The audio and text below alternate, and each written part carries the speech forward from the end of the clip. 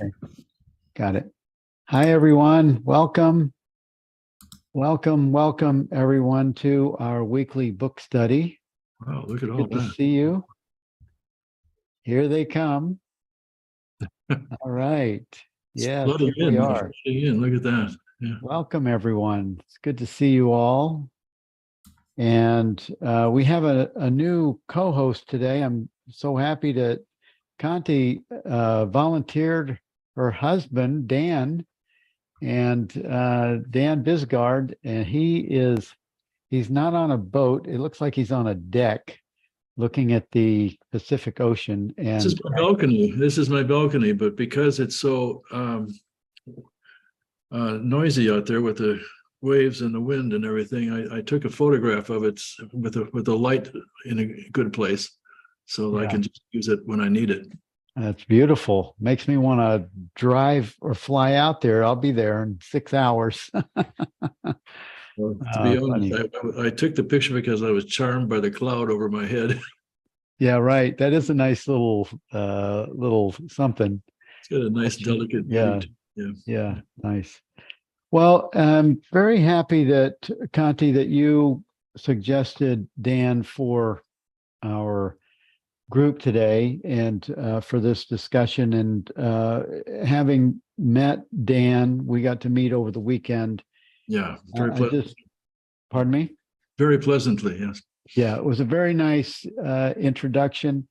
And for those of you that don't know Dan, Dan taught all years of Sanskrit and courses in history of Hindu and Indian Buddhist philosophy to juniors, seniors, and graduate students for 10 years at the University of Illinois before being hired to teach by Nihon University in Japan, where he was promoted to full professor and retired some 23 years later.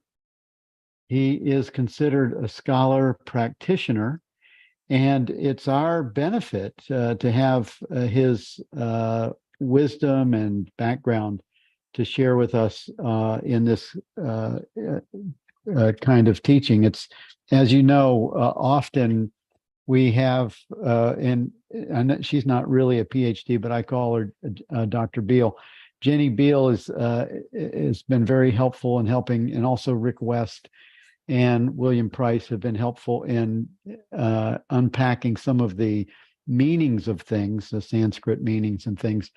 And it's really just a total blessing and our honor to have you with us, Dan. And we hope this isn't the only time that you join us, and you would join us again.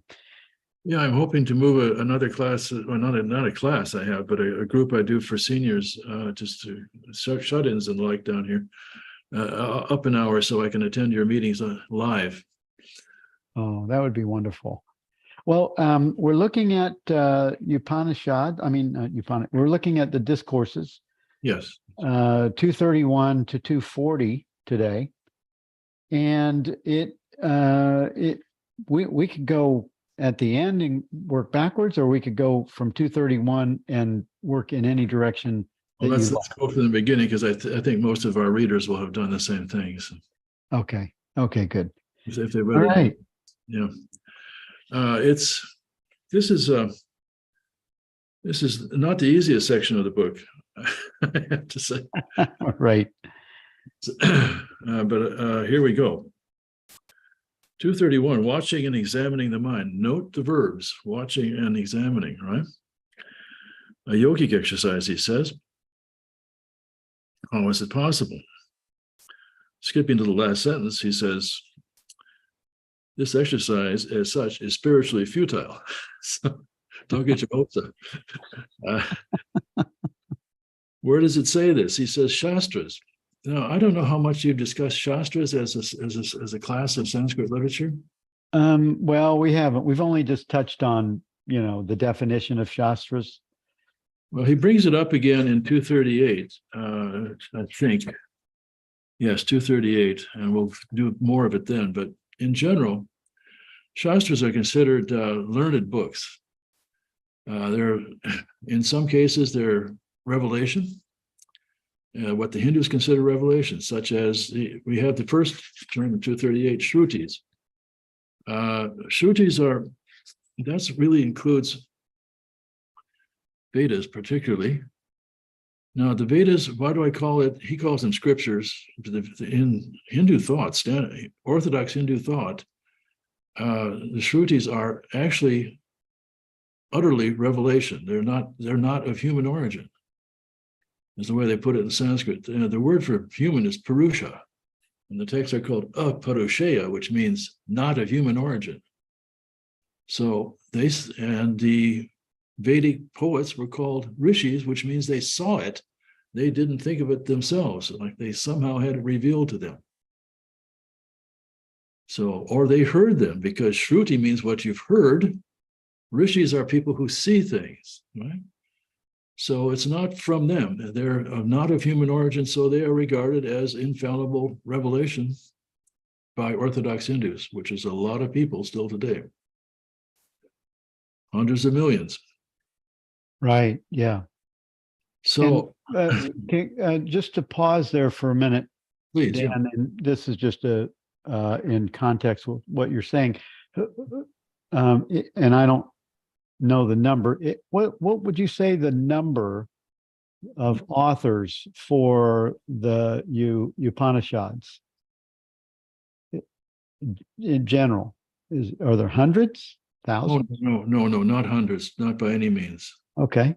Now, the Upanishads, first of all, we don't know. They're not ascribed to single people. They have names as far as the teachers they're talking about, but the people they're talking about are not necessarily the authors. They're like third-person characters in the dialogues and so on. Well, not the dialogue, the stories they tell. And the Vedas are any number of people. I would say scores. I mean, the Rig Veda itself is 1,080 hymns. And that's the primary of the 4 Vedas. So an awful lot of people.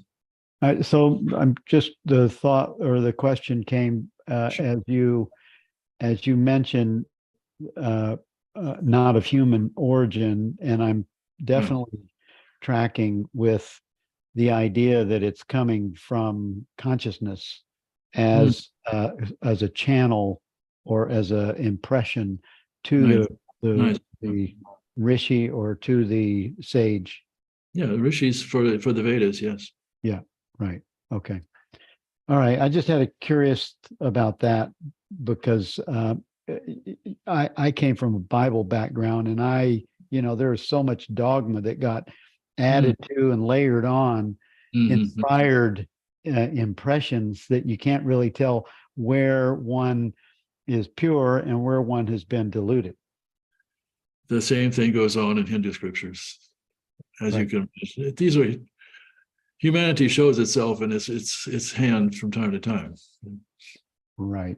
All right. So, well, that was a little digression, but I thought it was important, at least for me. No. Thank you. I have, as it's part of 238 here, so it's just a beginning. I was going to say that there's a lot of, as I say, learned textbooks. Those are respected in Sanskrit as they're more difficult to read. If you haven't read a advanced text in Sanskrit, it takes a lot of specialized knowledge and a specialized vocabulary and specialized means of argumentation. So this is really, graduate, postgraduate study.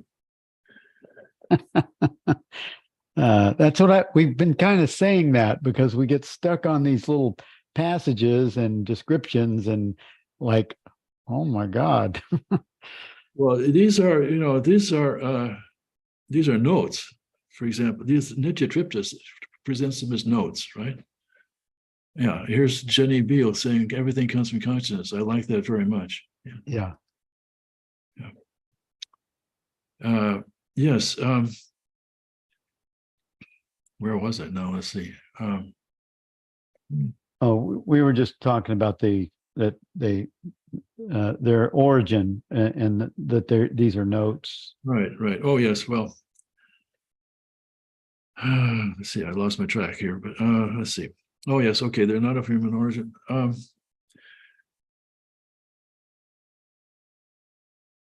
Well, let's just plunge ahead. So we have 232. 232. Well, the reason he says he's talking from a higher point of view here. Oh, yes, I asked about the definition of Shastras. Again, they're learned textbooks very often in all sorts of fields, from things like sculpture and architecture to medicine, endless books on astronomy and astrology, so on and so on. It's just the Hindu literature in Sanskrit is so much vaster than that survives in Latin and Greek that there's no comparison. I could give you an example just on the two fires that people know about of libraries. Many people have heard about the fire of the great library at Alexandria in Egypt, right? Mm-hmm. There's actually three fires, and the last one was in 48 BC, at the same time that Julius Caesar and his troops came in from the sea and laid siege to the city. So at that one was probably 500,000 manuscripts were estimated to be lost. Precious things. I mean, all we have of Aristotle is the notes, just like this. We thank goodness we have Atmananda's Atmadarshana and Atmanirvrti in his own hand, because then he has more control over the text. But Nityatripta, by the way, remind me to tell you the name, parse the name Nityatripta and translate it for you before I get out of here. It's kind of fun. Okay. Anyway, so the notes are always, what the note taker is limited to what the note taker can get down. It's secondhand. So there are times when you're just wanting for more, including when you read the glossary at the end of volume 3. We're going to have this word later called upadhi. Kanti said, "What's upadhi?" And I said, "Well, we looked it up. It says one word, mediums. Not even media, which would be the plural we use these days. Mostly it's the original Latin. Anyway, you're left wanting for more to understand it, even in context. But we're grateful to Nityatripta for doing all this. He is a very devoted devotee. He was by name is Krishna Swami. He was probably also Kerala Brahmin. Oh. And he was, obviously very devoted to his teacher. So, and he wrote 3 volumes of notes for us and got them published. We have to be grateful. Yes. Yes. So, okay. So when he's talking about this, an object cannot manifest itself and so on, he's talking from a pretty advanced point of view here. That's another point of the thing I was going to ask you. Have you gotten into in your teaching of this class so far, have you gotten into 2 levels of truth yet in non-dualist literature? We haven't talked about that. Well, let me explain it briefly. It came in about the time of the 1st century in the Common Era. And the 3rd century, 2nd and 3rd century, there's a great Buddhist scholar by the name of Nagarjuna, who is legendary in history of Buddhist thought. Tibetans say he lived 700 years. If that's not the stuff of legend, what is? Anyway, he wrote a tremendous book called the Karikas on the Madhyamika Sutras, which is the middle school, as he called it, of Buddhism. Very, very sophisticated, very, very learned, full of logic. And the whole point of the logic, you'll be glad to learn, is to defeat it. To say you're not going to get to the ultimate through logic, because logic is basically tautological. It just goes from premises, from assumptions to conclusions. So it's fine as far as it goes, but it's not going to get you to the absolute. So in that, over the course of teaching that, Nagarjuna said that there's 2 levels of truth. There's the everyday conventional level of truth that we all use. And that is get out of the way of a moving vehicle. If non-dualist as you may be, step aside when it's coming at you. And that's conventional and it's useful.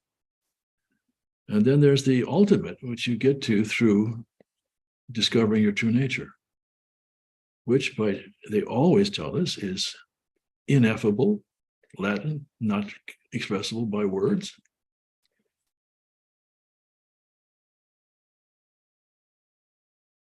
Transcendent, not of this world, but it's really all this world too, but it's not of this.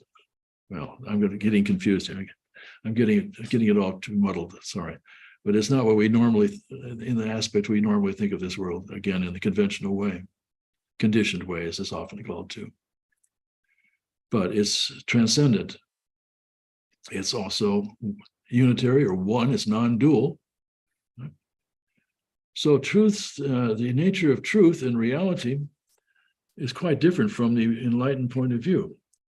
The best thing you can ever do in terms of Atmananda is to take a look at his Atmadarshan, where in section 11, he talks about reality as it is.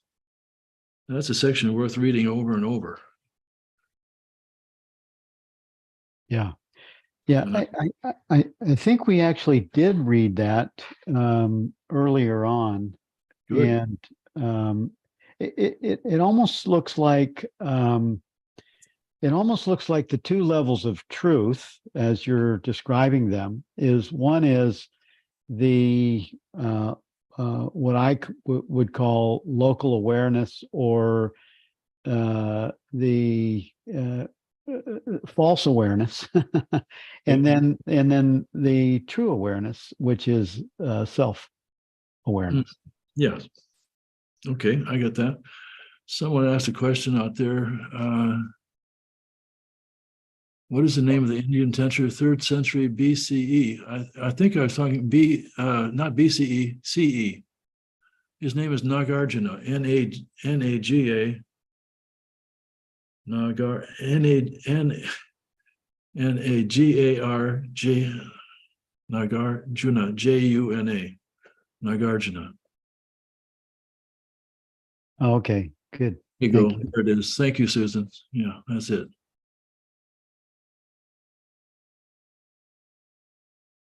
Good. And so when we go back to this discourse 232, how can an object be the cause of an emotion? He says it can't, right? Yeah. Right. He says it can't, and again, because he's speaking from the enlightened point of view, the enlightened awareness, as you just put it. Right. So everything is the whole experience of knower, knowing, and knower, the knowing, and the object that is known. That there's a triad there. They all vanish, right? He does he does kind of qualify how that occurs, and it's qualified by understanding. That's right. Higher understanding. Right? Yes. Yeah. Right. Again, it establishes you in your real nature. There's the giveaway right there. Right. Yeah. The real nature part of that, right? Yeah.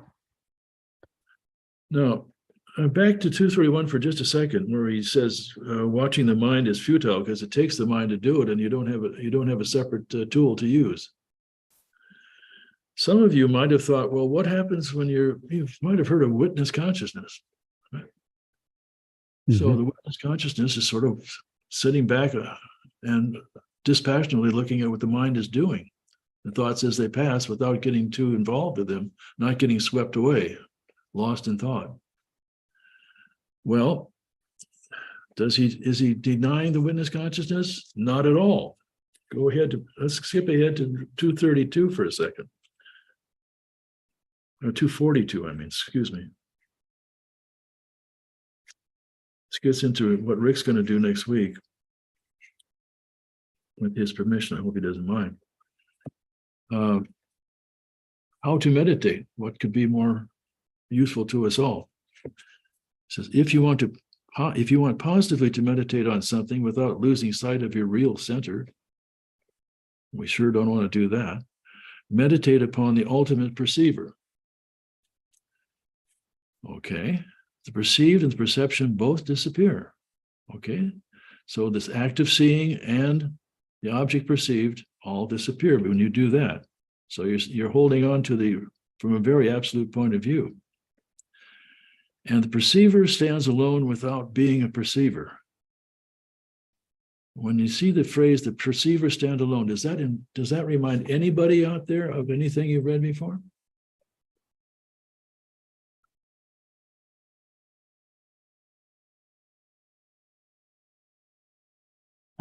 Well, yeah, we've read it from the Discourses. Yeah.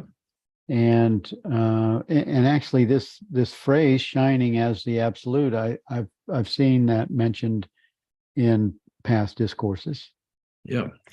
Well, back to 231, which we're trying to use, we're using 242 to explain through 231. 231 says it's a yogic exercise, right? All right. Okay. Listen, when the perceiver stands alone, that is the third Yoga Sutra. Well, actually, it depends on how you count the Yoga Sutras, because, as I say, these are textbooks. The first Yoga Sutra is actually Now Instruction in Yoga, which really doesn't count. It's just a transition. Yeah. But the first one is actually Yoga Chittavritti Nirodha. If anybody ever learns the Yoga Sutras, they always learn the first one in Sanskrit. They may not know any other, but they all seem to learn that one. Yoga is the cessation of mental activities. In other words, the busy talking mind, chattering mind, as it's called, settling down. Okay. So keeping the mind free of that by not paying attention to thoughts and letting truth shine in. And then the next sutra says, and then the perceiver stands alone in its own form. So that's what's referred to every time he says this. Atmananda says this. The perceiver stands alone then without being the perceiver, shining as the absolute. So that's that. And he says, meditating as the witness of thoughts, meditating as a witness of feelings. So he's saving the whole idea of witness consciousness, in fact, relying on it. This is an essential part of his teaching. Would you also say that's actually living in an awake state? Absolutely. Yeah. Right. Really can't do it otherwise. Yes. Yeah. I mean that he actually is giving a description of what that experience looks like. Yeah. Well, also just before that, back to 242 again, where the page goes from the bottom to the top of the next page, 125. Mm-hmm. Then the perceiver and the perceiver, perceived and the perception both disappear. That's a samadhi state. That's a literal. I mean, that's. He couldn't say a samadhi state in a shorter definition. There it is,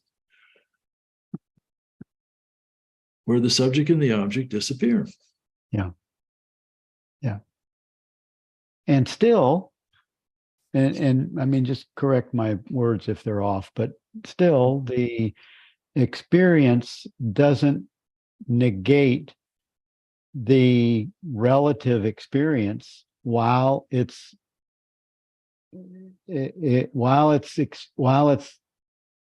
expressing, or while it's experiencing that experience. It depends on which stage of samadhi you're in. In the yoga, they talk about it. We also talk about nirvikalpa samadhi. Yeah, where you're pretty much out of it. Yeah, Jenny has been helping us with the different samadhis, nirvikalpa, turiya, and sort of that. And then there's a bunch of others that nirvichara, nirvitarka. Yeah. between the yoga philosophy and the Yoga Sutras and Vedanta, there's quite a few distinctions made. Yeah. Yeah. We get into the Buddhist ones; they're different. Right. We'll just work with the ones that are right here. Yeah, right in front of us. Yeah. Yeah. Anyway, that's if you're reading these notes, that's what Atmananda is trying to get at, is from a very exalted point of view, exalted states of consciousness. Yeah.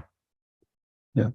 Well, going back to 231, just one last time, I put a note at the bottom of that paragraph that says that this is pure seeing.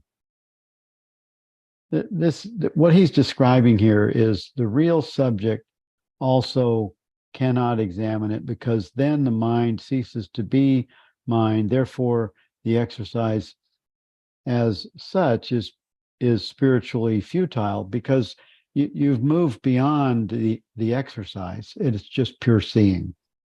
Okay. That's it. It doesn't have labels.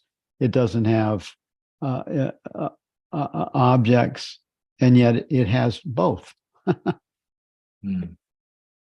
all depends on which side you're looking from. That's right. Yeah. Right. So let's go up to 234. Okay. When am I free? When the thought that you are that tatvamasi, right? You are that, becomes flesh of your flesh, the blood of your blood, and when that thought courses through your veins naturally and effortlessly, you may be said to be free. Well, in all this way of thinking, we're usually told, we have to not neglect, but don't take the body seriously as real, or the mind seriously as a source of reality either. You want to have a higher experience, which really makes you forget about both. But so this is like embodying it. So what to make of that? All I can do with it is when this is thinking this is Vedanta, I can't handle two threads at once here. But anyway, when you think of this in terms of Vedanta, I think of the beginning Vedanta students are always taught to, hard to say it in English. Anyway, they're told to do 3 steps: hearing the truth. The second one, thinking about it until it makes sense to you. And then third, thinking about it repetitively, over and over again, from a standpoint of awareness, until it becomes part of you. So this is, in Sanskrit, it's called Shravana, which means to hear. Manana, thinking it over with the mind, the manas. And then nididhyasana, which is a very fancy form of the verb only used in Sanskrit for frequentative action. Things done over and over again. Very elegant Sanskrit. But the idea is you incorporate it somehow. You make it a part of you by frequent repetition, and that's not brainwashing, but you've already figured it out. It makes sense, but you want to integrate it into your life and your way of looking at things. The Vedantic, the non-dual truth, right? It brings to mind that it's kind of a mantra, what a mantra does, but it has to. I feel that that idea needs. It's an effortless curiosity and open-mindedness. I like the effortless part. Yeah. And with that, it's a fertile place for truth to just impregnate. Yes, good. Yeah, that's right. There was a question about 233, and we'll go back to that discourse after we finish with 234. And then Jenny said the witnessed distinction. Superimposition on the mind. It has no reality. Fine. That's right. But he's also talking about as the witness as informed by from the top, from your your enlightened consciousness as well. But ultimately, yes, it is a superimposition. Everything else is ultimately that. You are not the doer, the thinker. Take this as a fact and do not be the spectator. John Klein, yes, good. To be detached. The fact that you recall your previous acts proves that you are a witness to them. Good. So above all, do not try to be a witness. This would only be projections and would keep you in the frame of ideas and expectations. If you accept this, the change will come about within you and probably without you, without realizing it as the time it occurs. Yeah, well, we could get into this. One of the first books I talked about with Francis was the crest jewel of discrimination, which is all about seer, seeing, and seen. It's attributed to Shankara, but only attributed. We're not sure if he actually wrote it. But it's one of Francis's favorite books in Advaita Vedanta, and it makes some good points. But ultimately, yes, again, seer, and seeing all dissolve, and you're in a state of, well, Satchidananda. That's the highest state.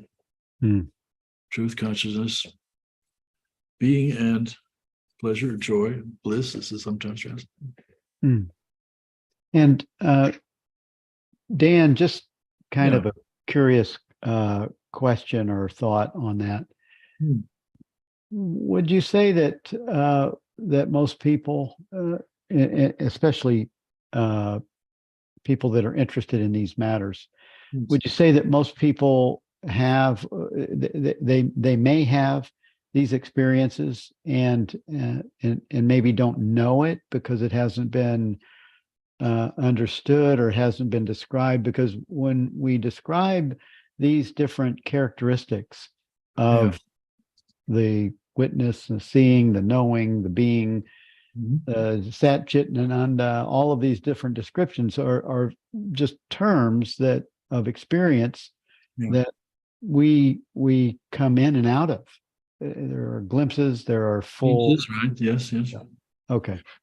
Well, in both Advaita Vedanta and Kashmir Shaivism talk about recognizing the truth.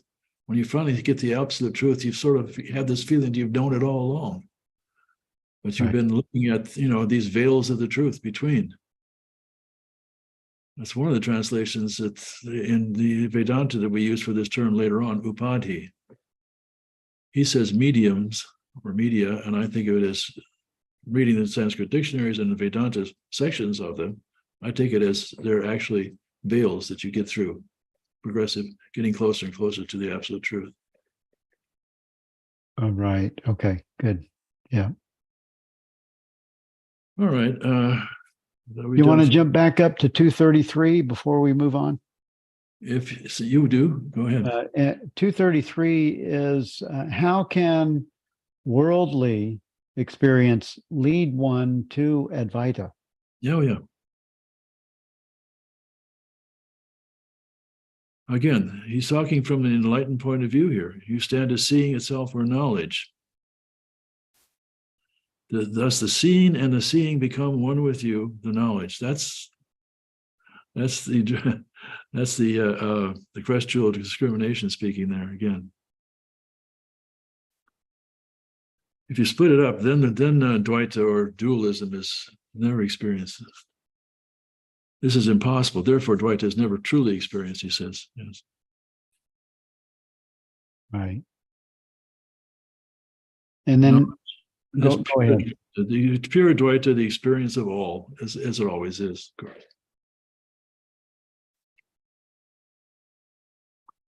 Knowledge dawns, the object disappears completely.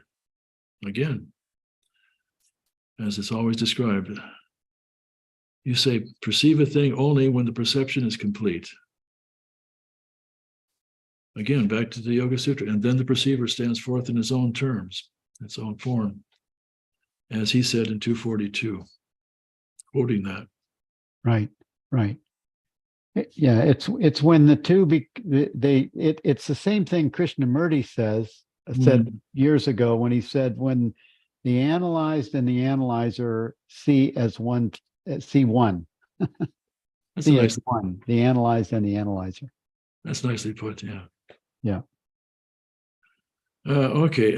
How about 235? Significance of the Vishvarupa Darshana.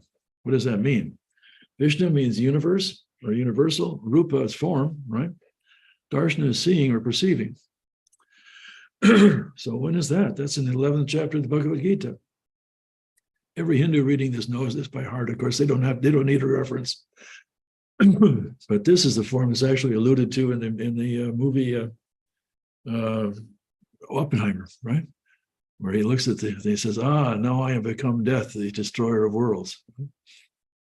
That's when Krishna, Arjuna says, show me your eternal form, your universal form. Krishna says, okay, here it is. It's very moving, very dramatic. And he sees this all of a sudden. Krishna becomes Vishnu, of which he is an incarnation, right? And there he is. Armies are marching into his mouth and disappearing. So he's beyond birth and death and past and future all at once. So this shows the rest of us what's outside of our normal way of thinking, and what's out there in terms of the vastness and the incomprehensibility are using our mind of what reality is. So he talks about the Vishvarupa again. That's the universal form. I wish he would have just translated it as universal form. It'd be a lot easier for other people. Okay, he says it's really composed of the sattvic, rajasic, and tamasic elements. Have you talked about those guys yet? No. This is back to the foundation of yoga in what's called the older philosophy called Sankhya. Sankhya Yoga, you might have seen them linked together.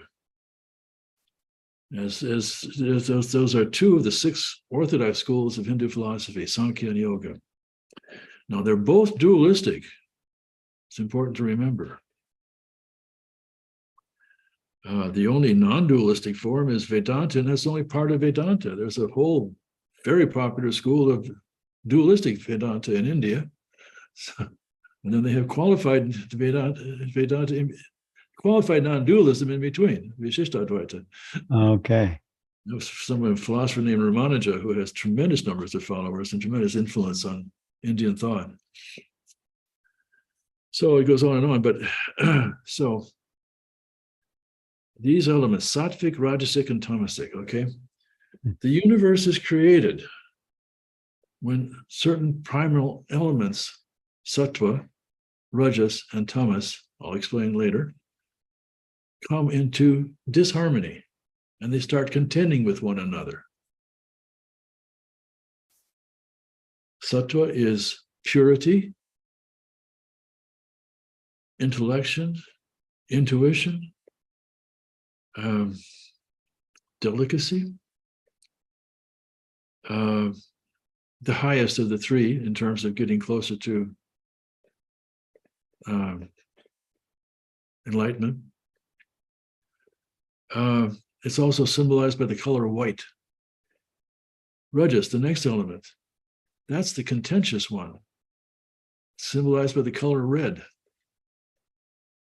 That's active, and this would be what leads to, if it was untrammeled, it would lead to fighting and wars and Kali Yuga, things like that. And tamas is quite the opposite of the other 2. It's not active, it's not moving. Its whole aspect is of holding together, not acting, not being intellectual, being a drag on the other 2 elements. And they say human personality, of course, alternates between all these 3 from time to time. But when they're all perfectly rebalanced again, then you're enlightened. And they disappear because they're no longer part of what's mixing us up down here in this realm. What they're doing in this, the connection to the universal form revelation of Vishnu, Krishna, only Atmananda can tell us. It's not part of the Gita. It's not explained in the Gita. But he says, well, actually, see, back to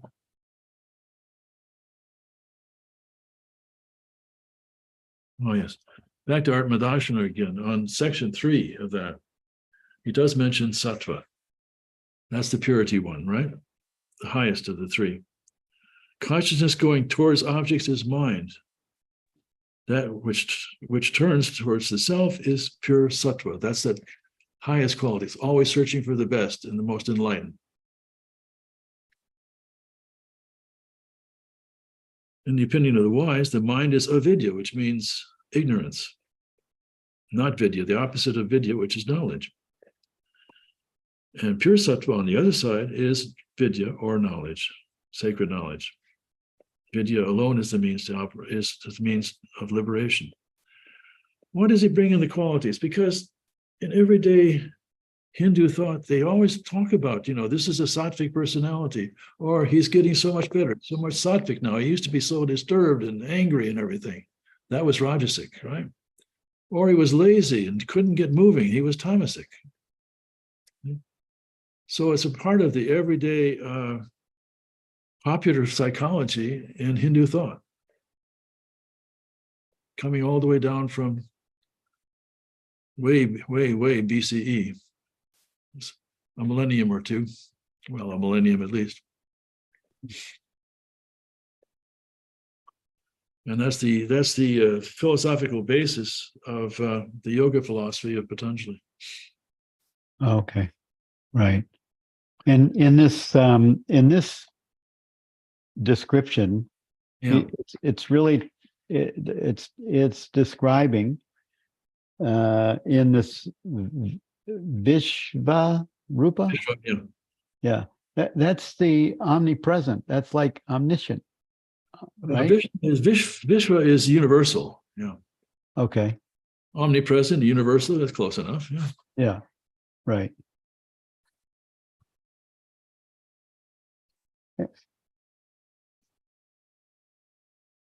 So it's just that, I mean, he just gave, and you just gave the background characteristics of that. Yes, that's right. Of those 3 qualities. Yeah. Because he mentions sattva. And he also talks about rajas, right? Because that was, he says, the rajas, the sattva is so heavy there, so strong there, actually, not heavy. So bright and brilliant that the Rakshasas are demons, by the way. The Rakshasas run away in fright, showing the rout of the Rajasic enemy, the contentious, the fighting element before the sattva, sattvic, which is, sattvic is an adjective for sattva. Right. Yeah, it's really funny how they've, they translated the emotions, the energy of emotions into characteristics of what we call demons. It's nice to bring that back. Yeah, really. Yes. Yeah. We see only an infinitesimal part of it as the invisible world. In the Vishvarupa, the whole thing, subject and object are both perceived. It needs divine vision to see that as a whole. There you are. So, I mean, in the Gita, Arjuna says, this is just too much. I can't take it. Please, remove it. It's scaring me to death. He's a soldier, right? He's the greatest hero soldier of the other good guys in the Mahabharata war. So, so it's 11th chapter. Someone says here, William Price. That's right. Krishna blows Arjuna's mind. That's what we're just saying. I like the way you put it. Yeah, certainly does. Yeah. So let's move on to 236 because we have some long ones coming up. Right. Statements in the Shastras. There are two kinds: absolute, nirapeksha, and relative, sapeksha. The relative statements are interpreted only to the extent needed in order to reveal their intention, and they are not to be taken as absolute statements. So, kind of statements that lead you to truth, but they're not in themselves true. This is a part of, textual interpretation, is what he's going into. Textual interpretation of kinds of statements made in the learned textbooks known as Shastras. For example, the examination of gross objects from the relatively higher plane of the sense organs reveals that they are but just senses themselves. That's from the higher plane. This finding is true only in its plane, the higher plane, because otherwise we separate objects and the senses, right? It has no application to any other. Well, that's right. You can't really mix them up and say, again, if a vehicle is coming at you, jump out of the way. Right. Yeah. And actually, would you say that will probably just happen effortlessly of its own accord? Of course, that's our whole conditioning. Sure. Right. Yeah. But on the other hand, the absolute truth, again, in terms of Kashmir Shaivism and Advaita Vedanta, is you get there and the books tell us, you say, I've always known this. And I've seen people I regard as enlightened say that. I knew it all along. It's right there in front of you. It's always been there, but it's veiled, right? Yeah. Yeah. It's not seen. And if it's not seen, the experience, it doesn't matter, and yet it's not realized. Yeah, I think if I remember, it's been a week now since I saw Susan and Jenny talking about feeling the same person as they did as little girls, always continuing ahead. And Susan, you can jump in there if I'm wrong about that quote, but there's a feeling we've had that some part of us, some subjectivity was always there. So, the body changes and the mind changes certainly, but there's something that's, you feel that there's a sense of continuity throughout your life. And that's intuitive. And I think it's getting very close to intuitive knowledge of a higher sort. Yeah. Yeah, I hear that all the time. And whenever you ask anyone, I mean, anyone here, anyone, anywhere, yeah, you always know that you're you. Yes, that's right. There's a subjectivity. Yes. Yeah. This gets into the hard problem of consciousness, which we won't get into. Right. There's a problem. I'm going to digress here for just a minute. It happens with doing stupid things too, because I was a leader in a church group once, and I think I was 40 something, and I was in charge of a group of young men that were 16 and 18 years old, and I was challenging them to race around this building and hurdle over walls that were 3 or 4 feet high off the ground. Yes. And I said, I'm going to kick your ass. And I knew I was going to beat these young guys because I felt like I was 18. I felt like I was them. I didn't have an association that this was a 40-something-year-old body. And I came flying over this hurdle, this 4-foot-high hurdle. Oh my God, I ruined my knee when I landed. You just don't think of yourself when you look and you see the wrinkles and you see, or you maybe feel hurts and pains. But if you're not looking at the bodysuit, you're you. That's right. As you said, everybody has that feeling. Yeah. Yeah. It can be a little overstimulating and cause you to do stupid things in this bodysuit. Anyway, thanks for digressing with me on that story. think it's important. I think it's important because we all have that sense. That's one of the ways we know that there's more to it than just the body and the mind. Yeah. Yeah. Conventionally described. So we talked about textual interpretation in 236 and the rules thereof. 237, nature of the Shastric approach to the absolute through the Godhead. Let's define Godhead first of all. Godhead is, in this sense, it means the highest, most absolute, and inexpressible form of the divinity. So not the God operating in the world. One of the big confusions people have when they approach Vedanta is the difference between Brahma, the creator God, and Brahman, the absolute. Brahman is an absolute, doesn't have any it does not relate in the world as such. It is everything. It's beyond and all there is at the same time. Can't be described with any predicate. Shankara was very careful. He wouldn't even say, that Brahman exists. Why wouldn't he say that? Because that would, if you say something exists, that means something that there's something that doesn't exist.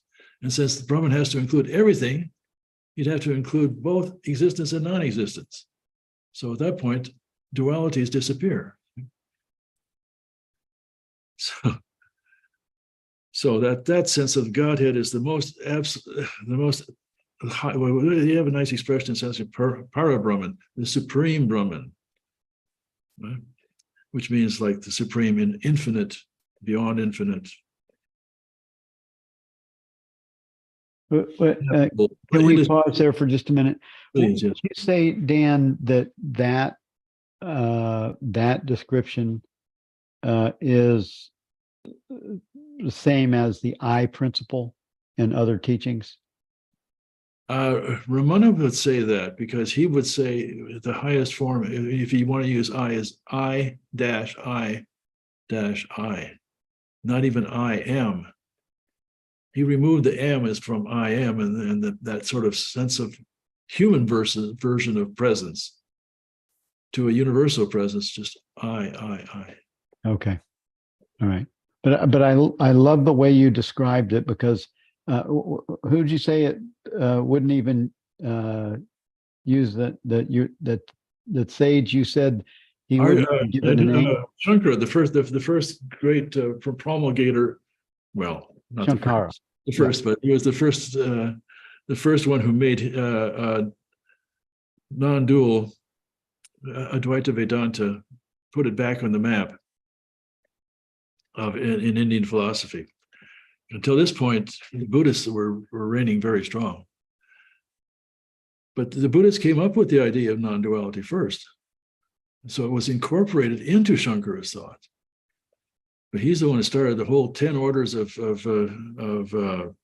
Advaita monks.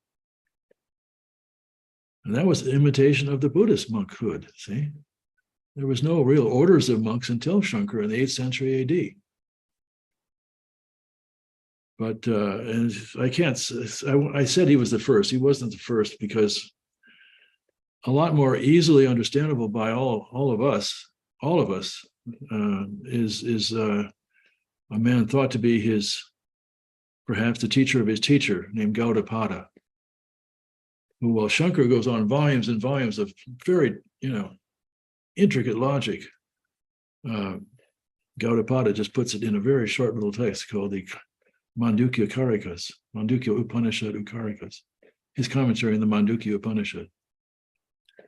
And again, to drop names, Francis and I both, when we talked about it, agreed that we liked Gaudapada better. It's more understandable than Shankara. But Shankara has tremendous influence. In fact, a whole range of commentators on Shankara have, that subsequently to him, had tremendous influence on the history of Advaita Vedanta in India. I can tell you the names of them, and they all have their stories and beauties about the names they give to their commentaries and things like that. The best one for all the women out there was one named Vachaspati Mishra. Mishra is, you might know, some of you, that Mishra is a standard Brahmanical surname. Well, the first great commentator on Shankara's commentary on the Brahma Sutras, that's Revelation, was a man named Sureshwara. Sureshwara means Ishvara, the god, the lord of the gods, the Suras, and that would be the head god, that would be Indra. So it's another name for Indra. Anyway, Sureshwara had two children, male, Mandana Mishra, who wrote a well-known commentary on Shankara, and a daughter named Bhamati. Bhamati means bright and shining. She has this light inherent in her. Lovely name for a little girl. Anyway, the father gave her that name, and he married her to Vachaspati Mishra, the next great commentator. And she had such an influence because she was listening to Sureshwara Acharya. He's also an Acharya, the great teacher, instructing Mandana Mishra, his son, and Vachaspati Mishra, the man who said, no, marry my daughter, Bhamati. And he married Bhamati. And she had such an influence on the composition of that commentary that he named it after her. So the commentary is called the Bhamati. It throws light, it carries light, throws light on the words of Shankara, the first great systematizer. That's what she's known for, systematizing Advaita Vedanta, and starting all those 10 orders of monks, which still continue to this day.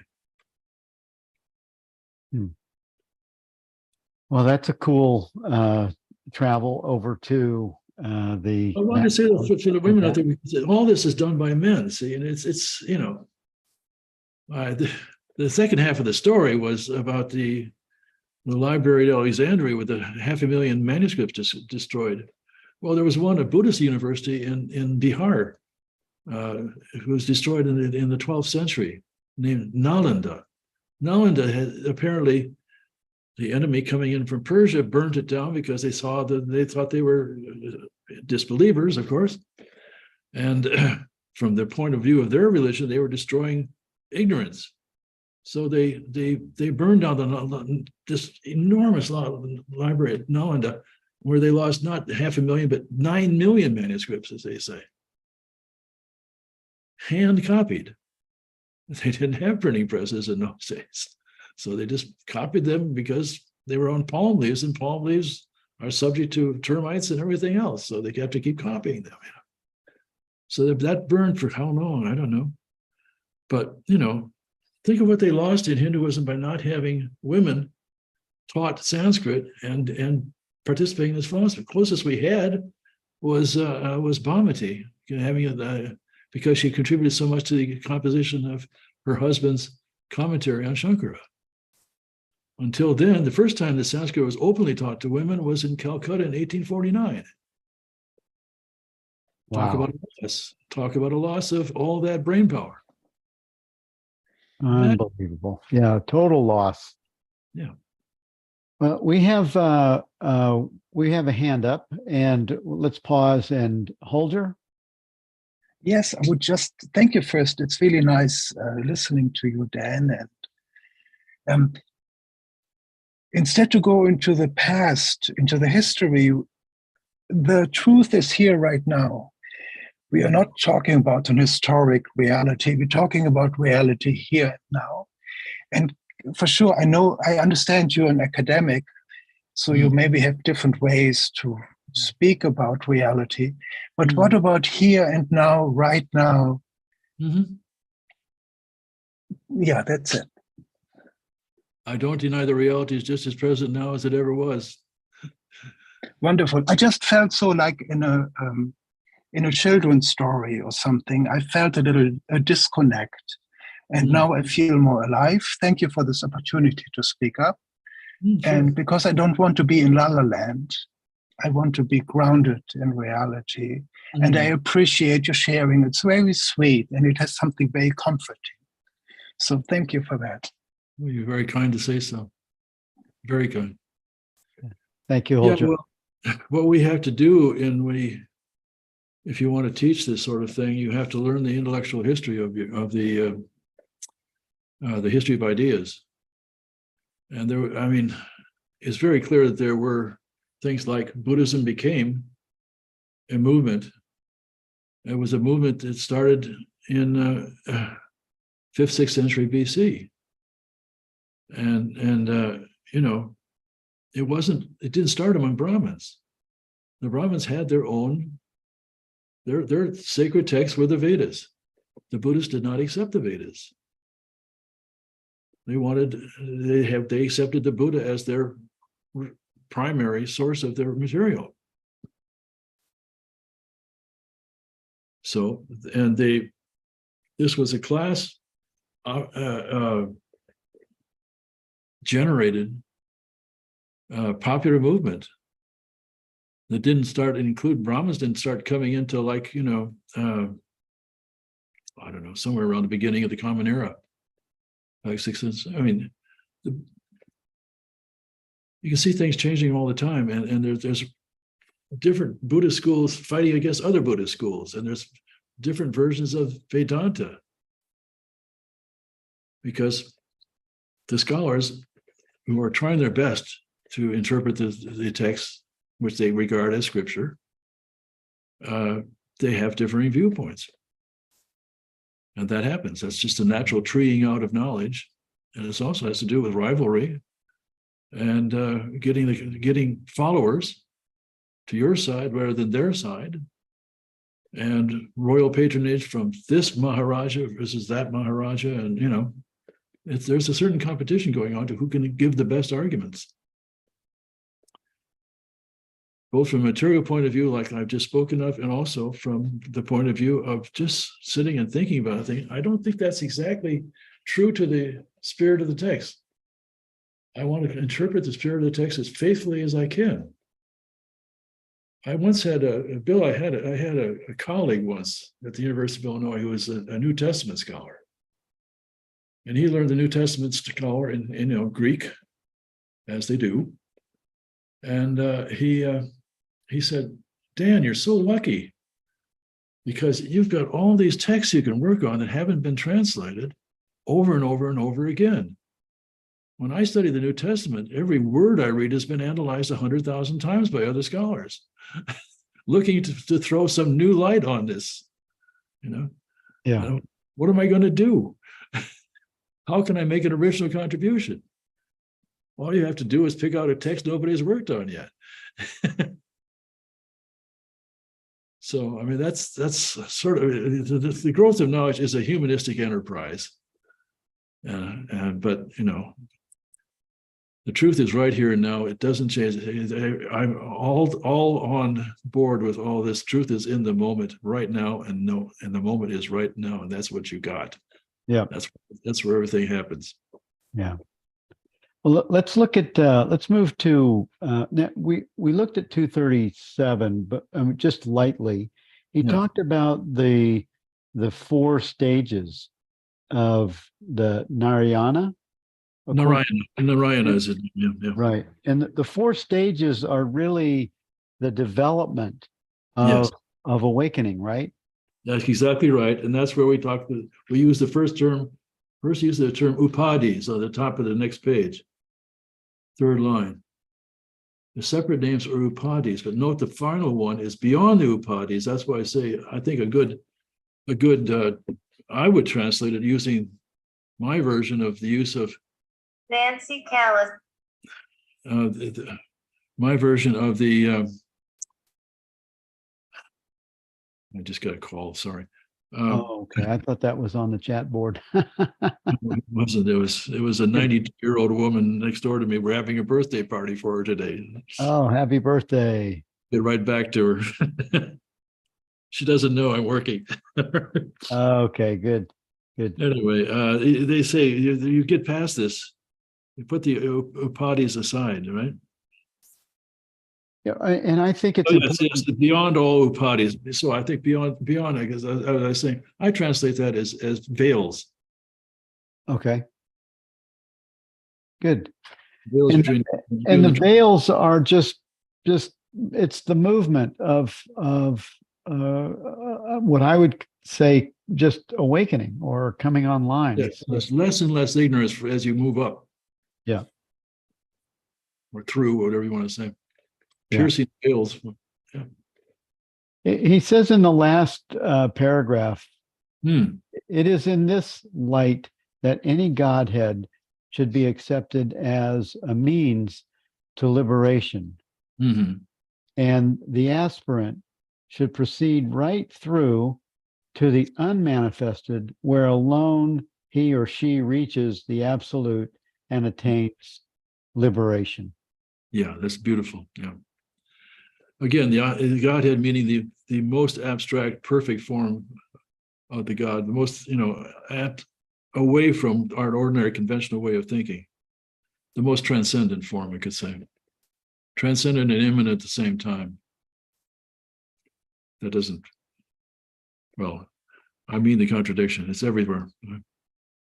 It's all there is. We're all Advaitins here. We're all non-dualists, right? So there's only one reality from an absolute point of view. Right. And yet, in the in that one reality, Mm-hmm. there is access to the relative. Sure. They all do that, as they say in the in Zen.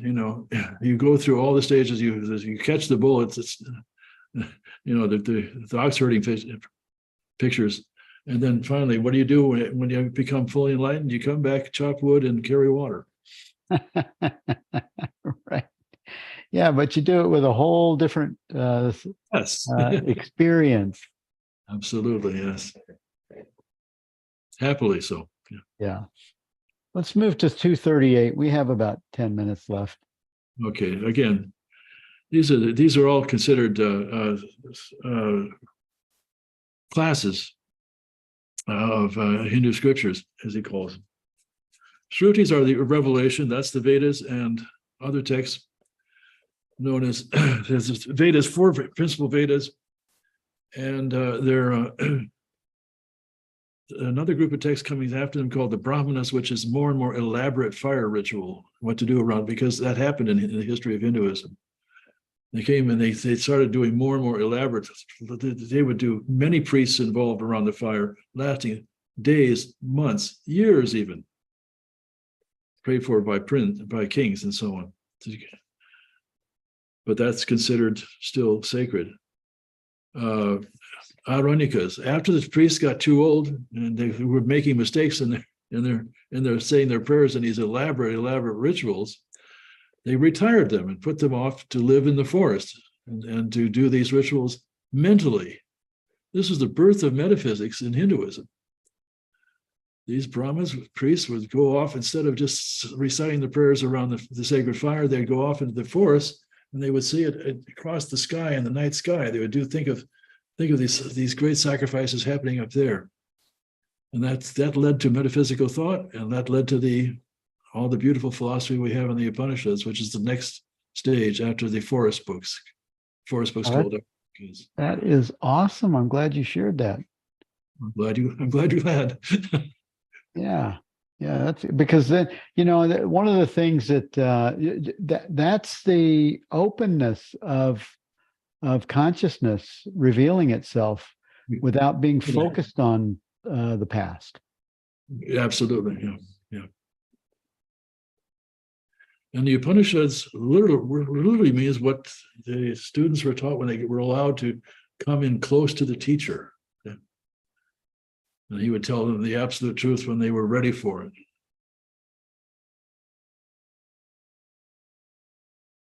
Okay, so that's Shrutis, okay? Smritis are things that's literally remembered texts. And the very famous ones, even the Gita is not a Shruti. But the Gita it's one of the three types of texts which gave birth to Advaita Vedanta as we know it today.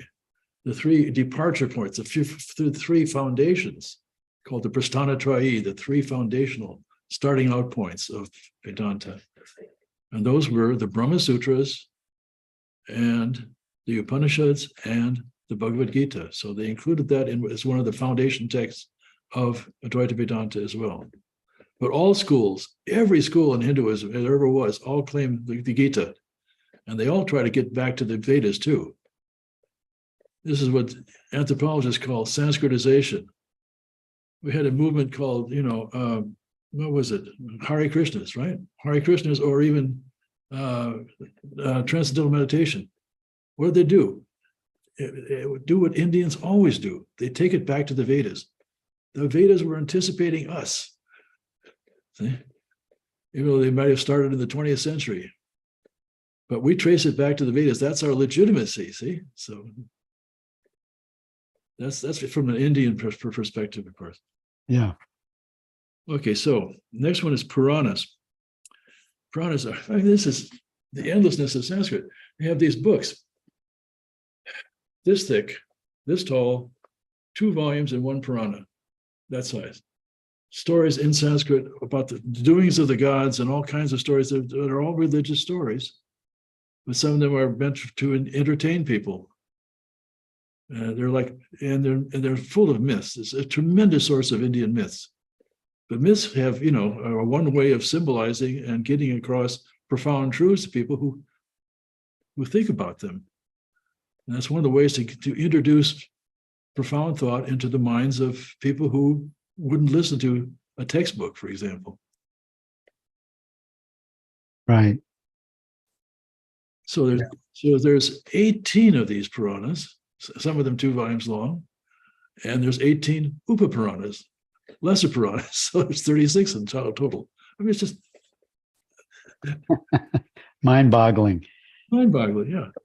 Let's we're gonna Itihas, I was going to say the last one. The Itihas is the two longest epics in the world, the Ramayana and the Mahabharata.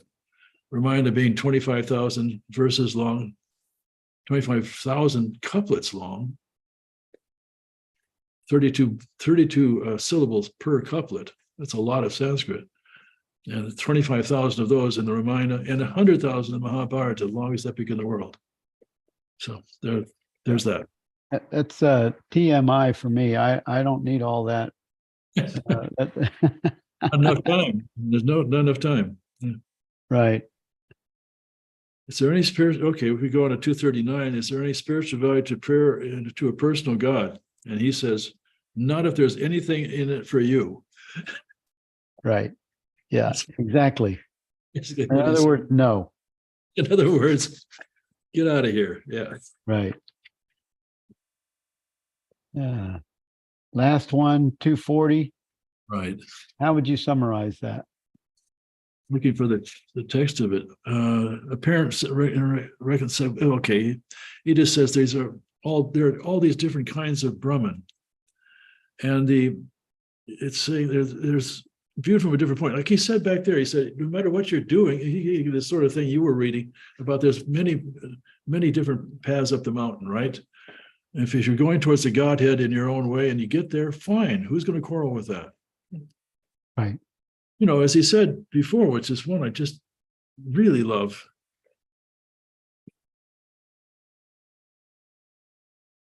Where'd it go? Well, he says,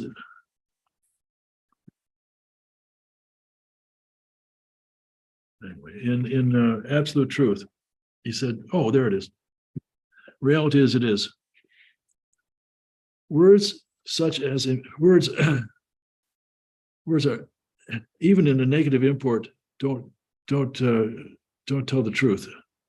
It's impossible for words to show reality as it is. Words at their best are mere pointers. Exactly. These are words to live by, even though they're in words. Yeah.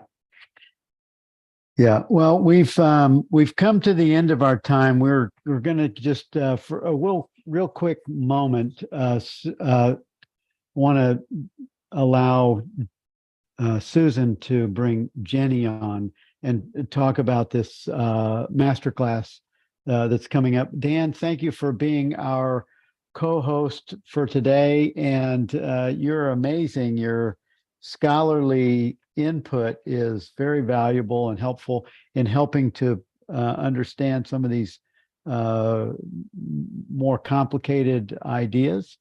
And thank you for jumping in for us today. One last thing, if I can, I wanted to translate to your note taker's name, Nityatripta. Oh yeah, Nityatripta. Yes. Tripta is an obvious pending, and what it means is always satisfied, always happy, always content, ever tranquil. And this gets back to the dynamic between our minds always wanting to go out and do things as opposed to just being, and taking it in, which Jenny talks about and Susan talks about. Yeah. So Nityatripta, you see, when the Indians talk about dukkha, sorrow, suffering, but also just displeasure, unsatisfactoriness, finding things, everything unsatisfactory, a sense of lack, as they always say these days. That's dukkha. Or missing the mark is a literal interpretation. So they always Indians talk about sukha dukkha alternating like a sine wave along a horizontal axis of time. Sometimes you're happy, sometimes you're sad. If you're happy, sadness is going to follow. If you're sad, happiness is going to follow, like a sine wave, on and on and on across the time wave. So the Yoga Sutra and what he's saying here in Nityatripta is the happiest, the Yoga Sutra is from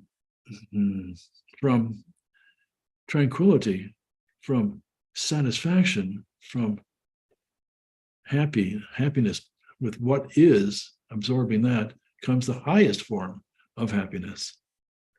That's contrary to our nature. Francis says, I can't sell that to people because they always want to do something. What can I do next? Just be. Satchidananda. Okay, that's my last word. And I thank. Thank you. Thank you, Dan. And thank you, everyone. And Susan, I'm going to ask you to come on and talk about the masterclass before we go. Okay, thanks very much. I just wanted to let everyone know that we're going to be having 4 masterclasses hosted by Jenny Beale beginning on the 7th of August. And I just want to ask Jenny to come on and speak about what she will be teaching in those masterclasses. Thank you, Jenny. Thanks, Susan. Yes, we're going to start by looking at what we can know for certain and what we can't know. And most of us have a huge catalogue of beliefs that we don't even recognize as being beliefs. Some of them come from spiritual teaching, some comes from science, some come from just cultural knowledge, cultural understanding. So beliefs veil the truth. So the masterclasses are about living in not knowing, which means living without any beliefs. Part of that is also looking at words. There's no words can completely describe the truth. We sometimes talk about words as being pointers, and when you're reading books, then that's all words can be. But words can actually be more than that. If you're talking to people live, then words can be tuning in mechanisms. So tuning in to the same space of understanding. And the masterclasses are going to be about that. So a little bit at the beginning of each class, which will be sort of explanation or some definitions or ideas, then experiments, which you might think of as meditation, but they really are experiments, just like scientific experiments. And then a lot of each class will be questions and answers. So we'll be looking at thoughts, looking at the body and beliefs held in the body as well. And also how we can live in not knowing in the world, which requires us to know. Nice. Oh, that I look forward to seeing and that class. And thank you so much for actually, for anyone that's interested. Jenny actually volunteers her time for these classes, and even though there is a charge for the classes, the money goes to support the Teachers of God Foundation, soon to be changed the name to centerfораwakening.org. And Susan, thank you for providing this spot for us to share this with this group who loves Jenny and just really puts a lot of, there's a lot of benefit to the wisdom that comes from her background and the way she expresses the way, always for us here. Yeah, thank you, Jenny. Thank you. I know how much everyone appreciates your input in this book group, so I wanted to make sure that everybody knew about these 4 classes with you in August. I've dropped the link in the chat for anybody who would like to register and join us. Thanks, Jenny. Awesome. Thank you, Susan. All right. Thank you all. And Dan, again, thanks a lot. I hope you come back to be with us and to co-host. It was brilliant today. And for those of you that we're looking for a co-host for next week, we still have a empty spot. If that is you, please email me at billfreeonline@gmail.com. And thanks again, Dan and Conti, for this awesome class.